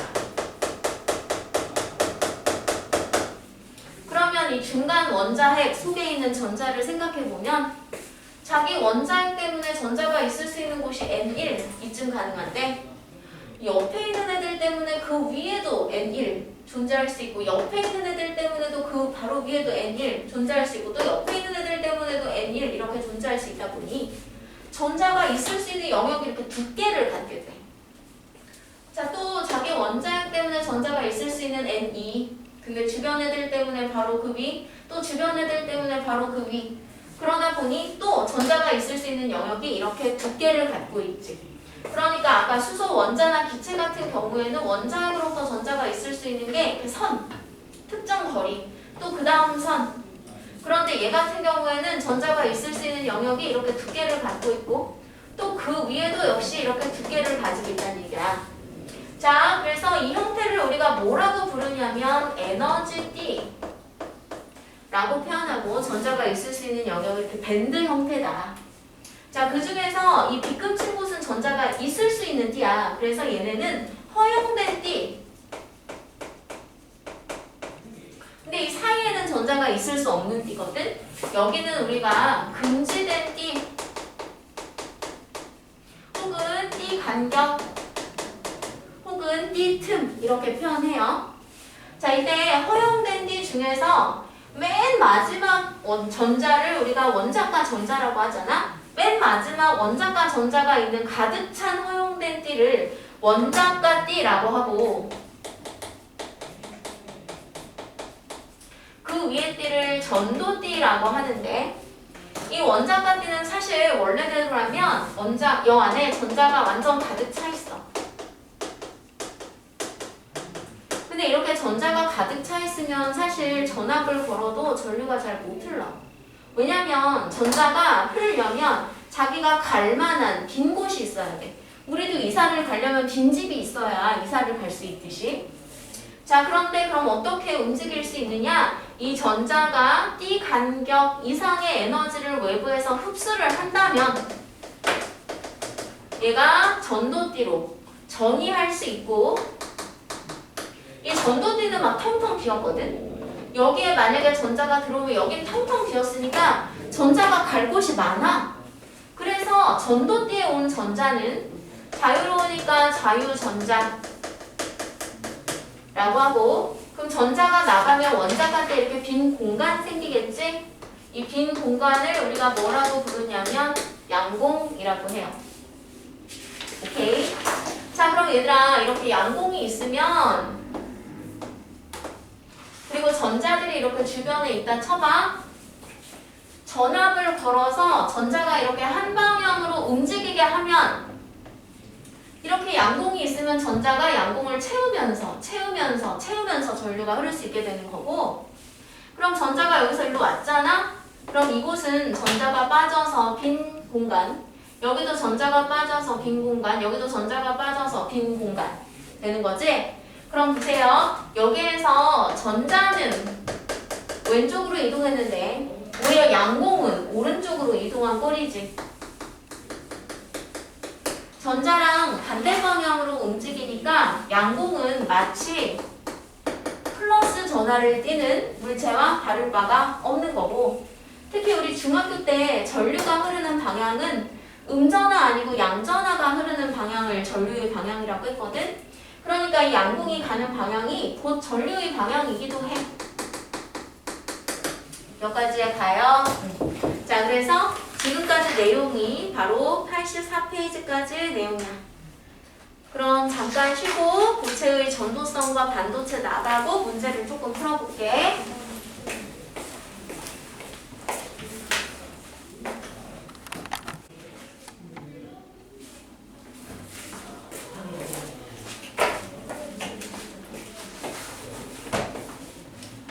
자, 이때 에너지 D 간격에 따라서 전기 전도성이 결정되는데, 그래서 다음 페이지 전기 전도성 보면 전기 전도성이 좋고 전류가 잘 통하는 물질을 우리가 도체라고 하잖아. 도체는 주로 금속이지. 도체는 어떤 식이냐면 원자가 띠는 이렇게 빗금으로 표시할게. 얘는 원래 기본적으로 전자가 가득 차 있는 띠야. 그런데 그 위에 전도띠가 붙어 있어. 얘 띠 간격이 0이야. 그래서 이 원자가 띠에 있는 이 전자들, 얘네들이 이 절대 0도가 아닌 이상 어느 정도 운동 에너지를 크게든 작게든 갖고 있고, 띠 간격이 0이니까 그만큼 에너지를 갖고 있기 때문에 얘가 쉽게 전도띠로 전이할 수 있어. 이렇게 되면 전도띠는 텅텅 비어 있어서 이 안으로 들어온 전자들은 되게 자유롭거든. 어디든지 갈 수 있거든. 그래서 얘네들이 바로 자유전자. 그래서 도체는 자유전자가 많아.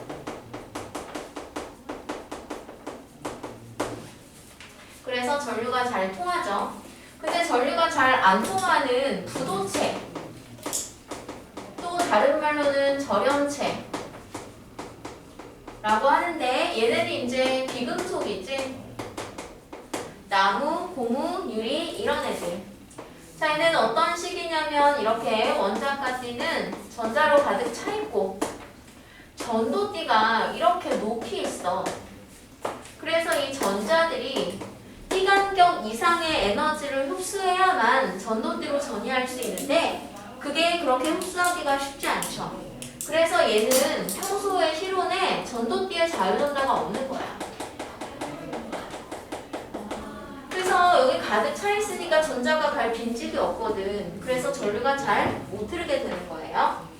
자, 그러면 도체와 부도체 중간 정도 되는 반도체, 얘는 어떤 것들이 있느냐, 저마늄이나 실리콘 이런 애들이 있는데 뭔가 좀 느낌이 오지. 자, 얘는 원자가띠가 가득 차 있고 전도띠가 도체처럼 띠 간격이 0인 수준은 아니지만 절연체보단 띠 간격이 작아. 그래서 여기 있는 이 전자들이 띠 간격 이상의 에너지를 흡수해서 전도띠로 전이할 수 있어.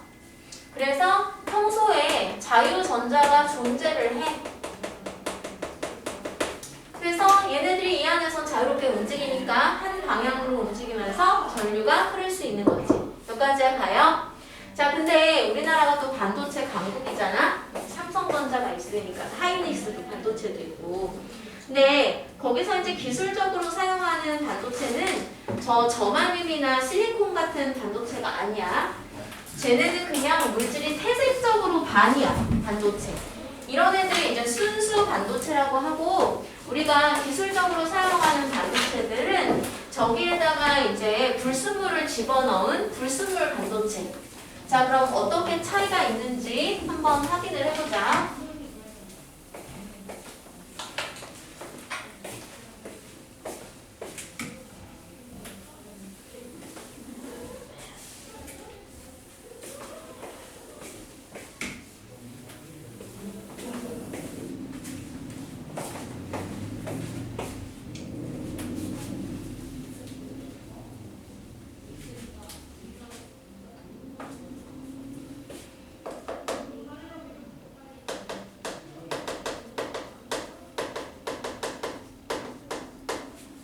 자, 반도체에는 불순물 반도체와 순수 반도체가 있어.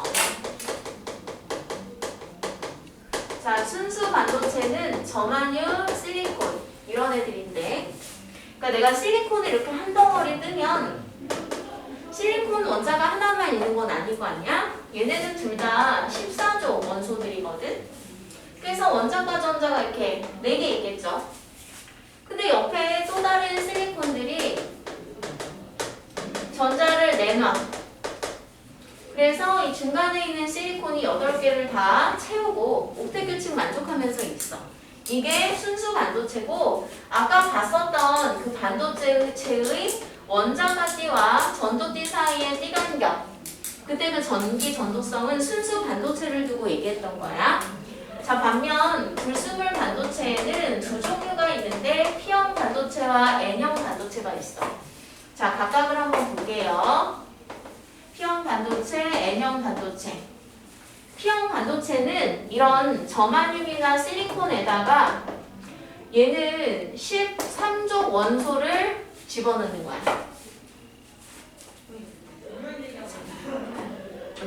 아니야? 자, 얘는 실리콘 반도체에다가 15족 원소를 집어넣고, 자, 13족 원소에는 동소나 알루미늄 이런 애들이 있고, 15족 원소에는 뭐 인이나 기소 이런 애들이 있어. 그걸 외울 필요는 없다. 얘네는 이 붕소를 만약에 집어넣었다. 그럼 붕소는 13족이라 이 원자과 전자가 3개 있어. 그런데 그 주변을 실리콘이 둘러싸고 전자를 한 개씩 내놔서 공유결합하고 있는데, 붕소가 애초에 13족이라서 8개를 못 채워. 여기 지금 빈 공간이 생기잖아? 이렇게 잉여 양봉이 생기는데 얘가 양봉이 되기가 쉬워져. 자, 그래서 어떤 식이냐면 이런 거야. 이 P형 반도체는 순수 반도체에 비해서 전기 전도성이 더 좋거든? 자, 왜 더 좋은지 과학자들이 이렇게 설명해. 자, 일단 전자가 가득 차 있는 원자가띠가 있고, 그 위에는 텅 비어있는 전도띠가 있는데, 여기 지금 잉여 양봉이 생겼잖아. 잉여 양봉의 가양봉띠가 마치 이렇게 원자가띠 바로 위에 있는 거랑 다를 바가 없다. 자, 그래서 보세요. 이 원자가띠에 있는 전자들이 원래는 이 띠간격만큼 에너지 흡수해서 전도띠로 전이를 해서 얘네가 전도띠로 가면 자유전자, 그리고 원자가띠에서 전자가 빠졌으니까 빈 공간, 양봉이 생기는 거지. 원래 이만큼 에너지를 흡수해서 위로 전이해야 되는데 이 전자들은 이렇게 조금만 에너지를 흡수해도 갈 때가 생기는 거야. 근데 얘는 전도띠는 아니라서 이 전자가 자유전자인 것은 아니야. 그런데 얘가 가버렸으니 이곳이 빈 공간이 생기잖아? 그래서 얘도 양봉. 그래서 원래는 보세요. 전자가 원자가띠에서 전도띠로 가면 양봉 하나 생기고 자유전자 하나 생겨서 양봉 수와 자유전자 수가 똑같아야 돼. 근데 얘는 지금 자유전자 하나인데 양봉은 2개 생겼지? 양봉의 수가 자유전자보다 많아.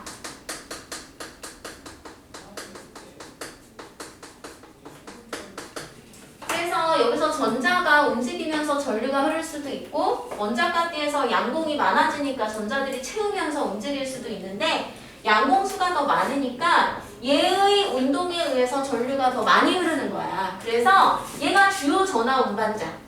자, 그런데 양봉은 전자와 반대로 가기 때문에 플러스 전기를 띈 것과 별 다를 바가 없다 그랬잖아. 그래서 주요 전하 운반자가 플러스 전기를 떴다.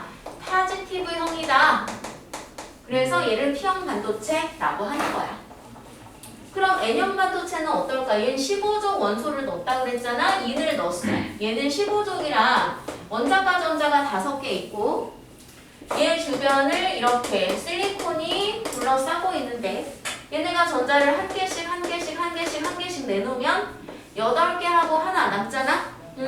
자, 얘가 이제 남는 전자, 잉여 전자가 돼서 자유 전자가 되기가 쉬워져. 어떤 식이냐? 역시 N형 반도체도 순수 반도체보다 전기 전도성이 더 좋아지거든? 왜냐면 원자가띠 전자가 가득 차 있고 위에 전도띠 이렇게 있는데, 이 잉여 전자 때문에 전도띠 바로 아래에 이렇게 가전자띠가 생기는 것과 다를 바가 없다. 과학자들은 이렇게 해석해. 자, 그럼 봐봐. 원래는 원자가띠에 있는 전자가 띠간격만큼 에너지를 먹어서 여기에 빈 공간이 생기고 얘는 자유전자가 되는 거지. 자, 이 빈 공간은 양봉이 되는 거고. 그런데 바로 아래에 있는 전자가 조금만 에너지를 먹어도 전도띠로 갈 수 있잖아? 그럼 얘도 자유전자가 되고, 그럼 얘는 비겠지만 이게 원자까지는 아니기 때문에 얘는 양봉은 아니야. 자, 그래서 지금의 경우는 자유전자의 수가 양봉보다 더 많지.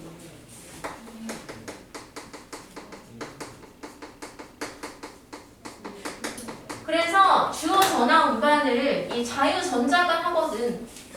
얘는 마이너스 전기를 띠니까 주요 전하 운반자가 마이너스 네거티브형이다. 그래서 얘를 우리가 N형 반도체라고 해. 자, 이 용어를 외울 필요는 없는데 여기는 이제 전자를 받을 빈 공간이잖아.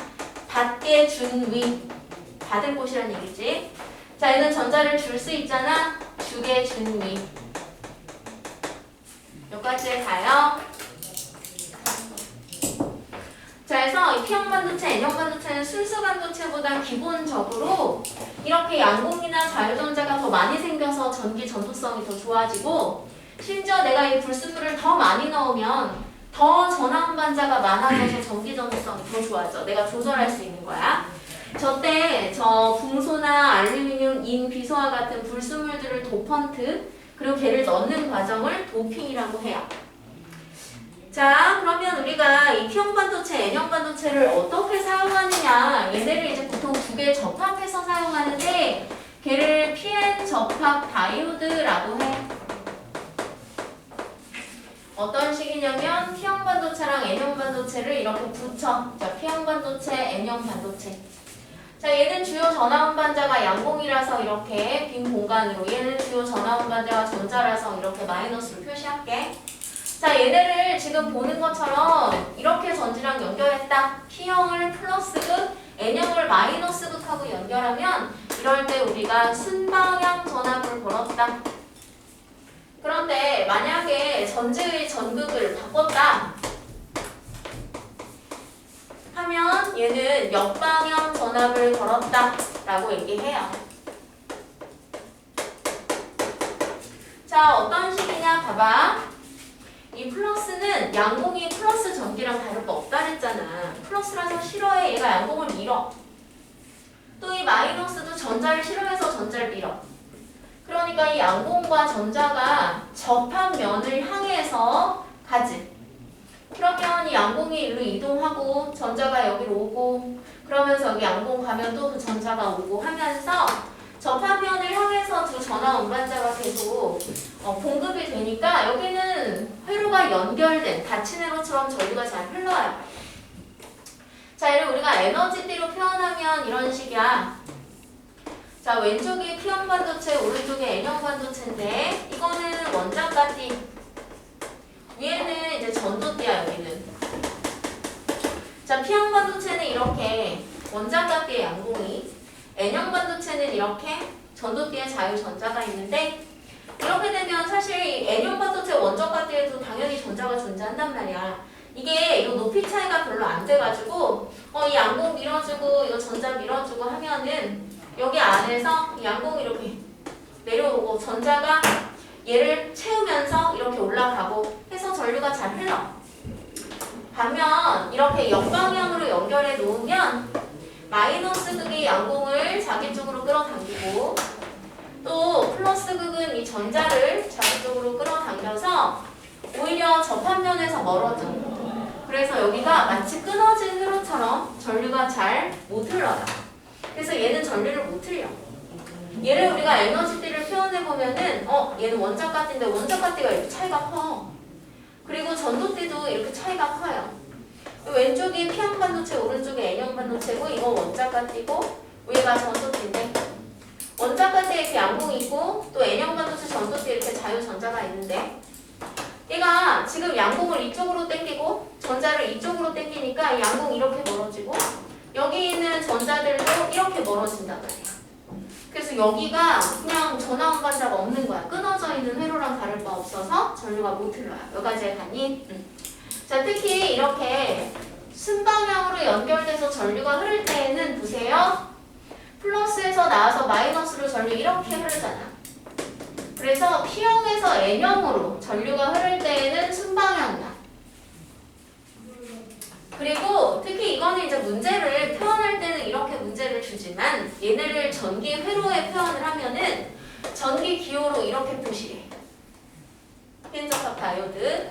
자, 얘 화살표처럼 보이지? 이 방향으로는 전류가 흐르는 순방향인 거야. 화살표. 근데 이거 거꾸로 가면 화살표로 거슬러 가는 거라 얘는 전류가 흐르지 않죠. 여기까지 가니? 오케이.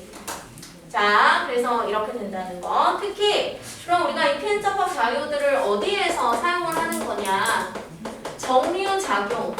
이건 뭐냐면 한 방향으로만 전류를 흘리려고 할 때 우리가 이 피엔적합 다이오드를 사용하는데, 자, 우리 사실 가정에서 사용하는 전원은 이 콘센트에다 꽂을 때 이렇게 꽂아도 되고 이렇게 꽂아도 되지.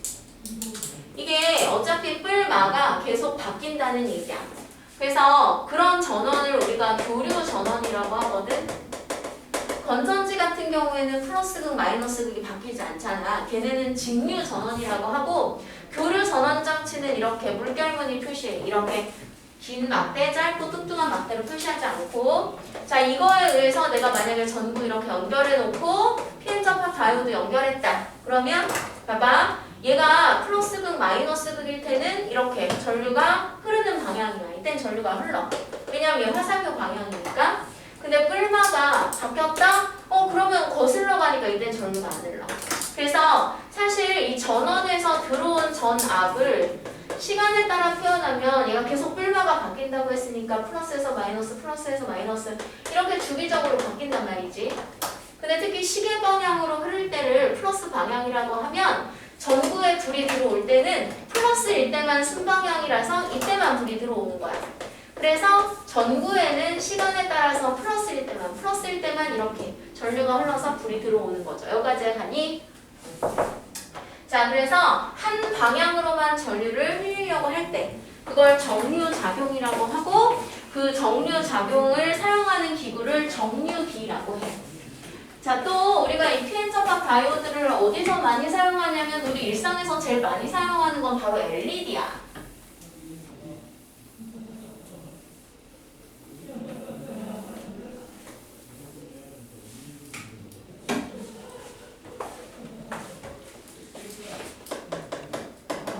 자, LED는 우리말로 발광 다이오드, 라이트 에미팅 다이오드, 전구랑 똑같지. 빛 방출하잖아. 근데 걔도 사실은 그냥 피엔적합 다이오드야. P형 반도체에는 이렇게 전하 운반자인 양공이 있고, N형 반도체에는 이렇게 전자가 있고, 내가 얘한테 전지를, 그러니까 얘가 빛을 방출하려면 일단 전류가 흘러야 되니까 이렇게 순방향으로 연결을 해야 돼. 그럼 이걸 우리가 에너지띠로 표현을 하면 왼쪽이 P형 반도체, 오른쪽이 N형 반도체고, 이게 원자가 T, 여기가 전도 T. P형 반도체는 원자가 T 이렇게 양공들이 있고, N형 반도체는 전도띠에 이렇게 자유전자들이 있지만 원자가띠에도 자유롭지 않은 전자들은 존재하지. 근데 이거 어때요? 플러스가 양공을 싫어하니까 양공을 이렇게 밀고, 또 마이너스가 전자를 싫어하니까 이 전자를 민단 말이야. 여기서도 전자 밀리고.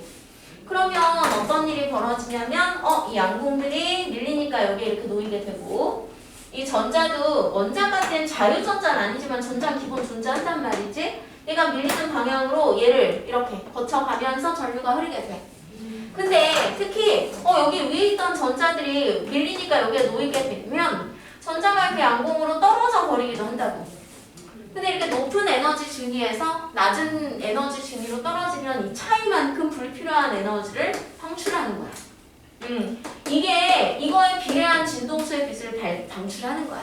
이걸 우리가 전구로 사용하고 있는 거죠. 여기까지 가니 이게 바로 발광 다이오드. 그래서 이게 무슨 빛을 내느냐, 색깔이 진동수랑 관계 있는 거거든. 그거는 이미 이 에너지 D 갭이 정해져 있는 거라서 발광 다이오드를 샀을 때 걔한테 내가 전압을 세게 건다고 해서 빛의 색깔이 바뀌진 않아. 이미 이 차이는 정해져 있는 것이기 때문에. 여기까지 가요. 오케이. 자, 그러면 이렇게 해서 우리가 반도체까지 다 나갔고, 그러면 O2를 한번 볼까요?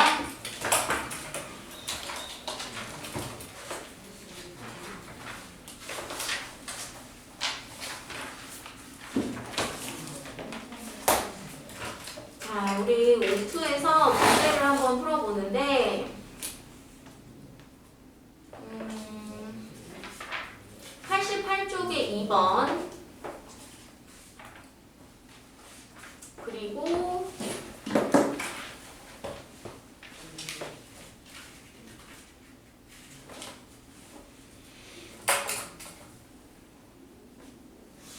10번, 90쪽에 10번,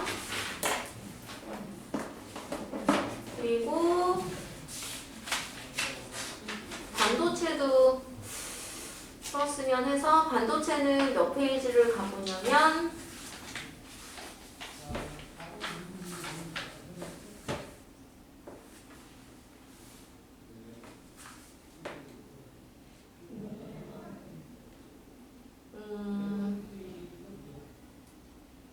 101쪽에 6번, 10번.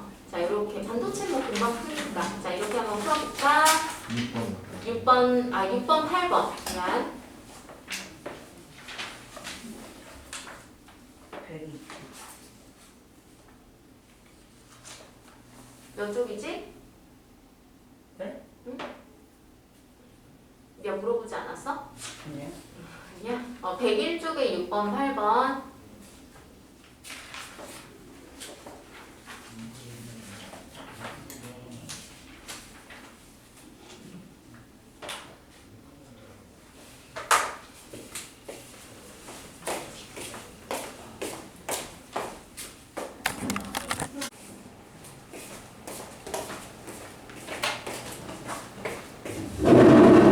자, 일단 문제 같이 한번 풀어보면 사실 여기 파트에서 요즘에 최근에 문제가 어렵게 나오는 편인데 거기 노트에 보면 88쪽에 1번, 2번, 3번 그렇게 대전체 개수를 그래도 1번, 2번은 별로 뭐 괜찮아. 3번 같은 경우에는 지금 대전체가 3개나 있잖아.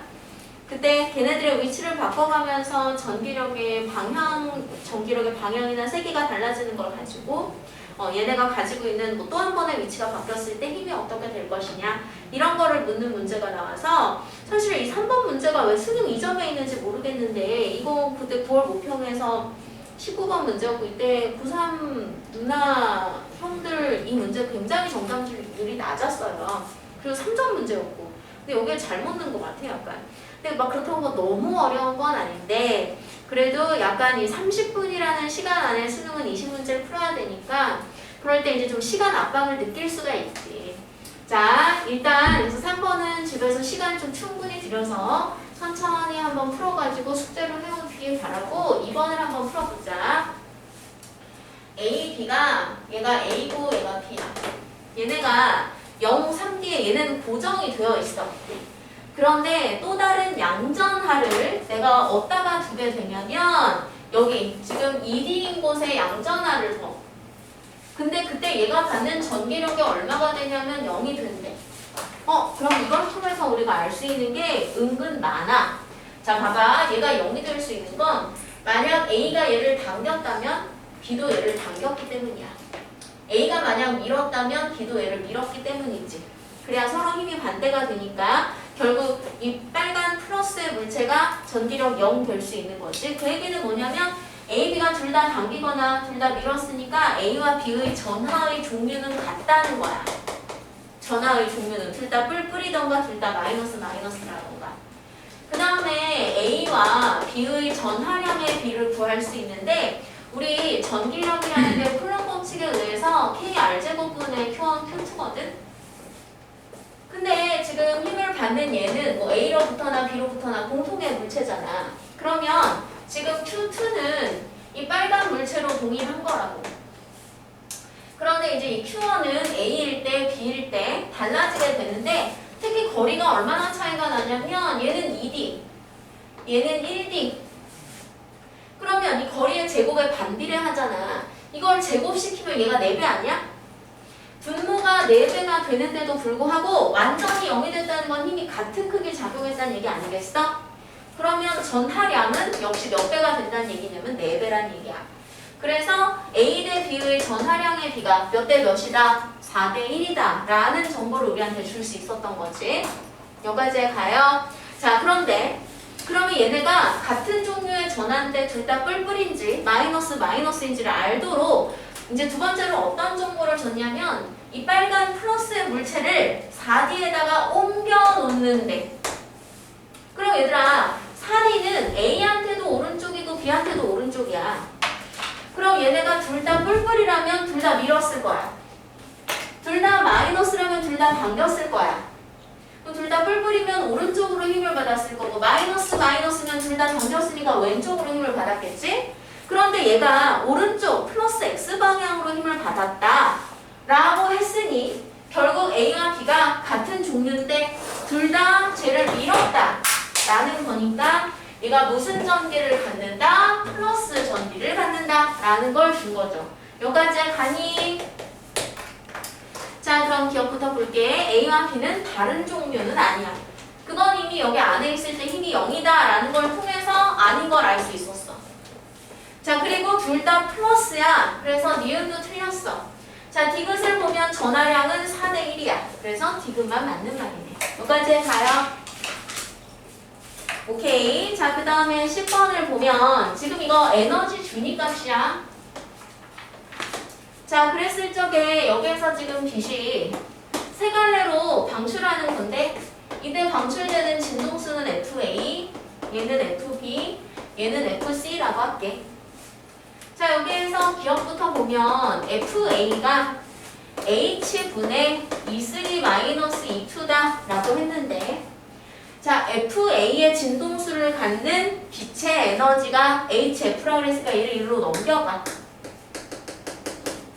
근데 그 에너지는 3번에 있을 때와 2번에 있을 때의 에너지 준위 차. 그러니까 E3-E2와 같네요. 그래서 기억은 맞는 말이야. 자, 니은을 보면 FB는 적외선 영역이다 그랬는데 수소고 첫 번째 N1 주양자수로 떨어지는 거라 얘는 라이먼 계열이고 라이먼 계열은 자외선이지. 그래서 니은은 틀린 말이죠. 자, 그 다음에 디귿을 보면 C에서 방출되는 광자 한 개의 에너지.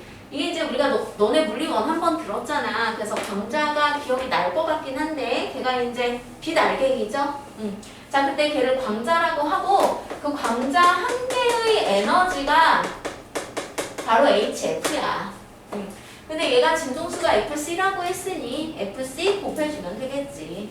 자, 그래서 디귿 맞는 말 답은 4번이 되겠네요. 자, 그 다음에 이제 뒤에 에너지띠와 반도체에서 6번, 8번을 보면, 자, 6번을 보면은 이거 도체야. 어떻게 알 수 있어? 원자가 띠와 전도띠가 딱 붙어 있어서 띠 간격이 제로거든. 반도체의 오른쪽은 이렇게 원자가 띠와 전도띠 사이의 간격이 0은 아니지? 자, 기억을 볼게요. 원자가 띠에 있는 전자의 에너지 준위가 모두 같다? 자, 얘들아, 원자핵은 여기 있고 이게 같은 원자간대이긴 하지만 원자핵으로부터 거리가 가깝고 얘는 멀어. 그래서 어느 위치에 있느냐에 따라 에너지 값이 동일하지 않아요. 자, 그래서 기억, 이거 틀린 말이고 이 기억의 보기는 굉장히 자주 나오기 때문에 잘 기억해둬야 돼. 자, 니은을 보면 반도체에서 전자가 원자간띠에서 전도띠로 전이하면 원자간띠 양봉이 생긴다. 맞아. 자, 반도체에서 전자가 원자간띠에서 전도띠로 갔어. 가면 원자간띠에 빈 구멍 생기잖아. 이게 바로 양봉이야. 그래서 양봉은 원자간띠에 있는 빈 구멍이고 자유전자는 전도띠에 있는 전자인 거예요. 자, 그래서 니은은 맞는 말이야. 자, 디귿은 둘을 비교하면 전기 전도성은 도체가 더 좋지. 왜? 얘는 띠 간격이 제로라서 너무 수시로 전도띠에 전자가 많아. 자유전자의 수가 많다고. 근데 얘는 그래도 띠 간격이 존재하니까 자유전자의 수가 더 적죠. 그래서 도체가 더 전기 전도성 좋아. 그래서 디귿은 틀린 말이죠. 자, 8번은 내가 이거 그림 용기가 안 나니까 그림을 좀 보면서 봐봐. 자, 발광 다이오드에서 빛이 방출되는 원리인데 거기 보니까 전도대에 있는 전자들이 원자가 뒤로 떨어진 애들 보이지? 근데 높은 에너지 준위에 있다가 낮은 에너지 준위로 가니까 그 사이의 에너지 차이만큼의 빛이 방출되는 거다. 자, 기억을 보면 발광 다이오드에서 방출되는 빛 에너지는 반도체의 띠간격과 같다. 맞아요. 높은 준위에 있을 때의 전자의 에너지와 낮은 준위에 있을 때 전자의 에너지의 그 간격, 차이, 그게 띠간격이죠. 자, 니은, 띠 간격에 따라서 다른 색깔의 빛이 방출된다. 이것도 맞죠? 자, 그 띠간격을 델타 2라고 하면 이것에 비례한 진동수의 빛이 방출되고 이 진동수가 달라진다는 게 빛의 색깔이 달라진다는 얘기야. 그래서 니은은 맞는 말이고, 자, 디귿을 보면 얘들아 빛이 방출되려면 전자의 에너지가 남아야 그게 빛으로 방출되지? 그러면 높은 곳에서 낮은 곳으로 떨어져야 되니까 전도띠에서 원자가띠로 가야지. 원자가띠에서 전도띠로 가는 게 아니라. 그래서 디귿은 틀린 말이네요. 여기까지 가요. 자, 숙제는 일단 O2는 전기력은 수능 2점까지만 먼저 낼게. 그래서 87쪽에서 90쪽까지 하고 그 다음에 반도체도 2점만 먼저 낼게. 반도체는 99쪽에서 101쪽까지 하고 내공의 힘 상대성 이론 나머지 줬잖아? 그거 풀어와.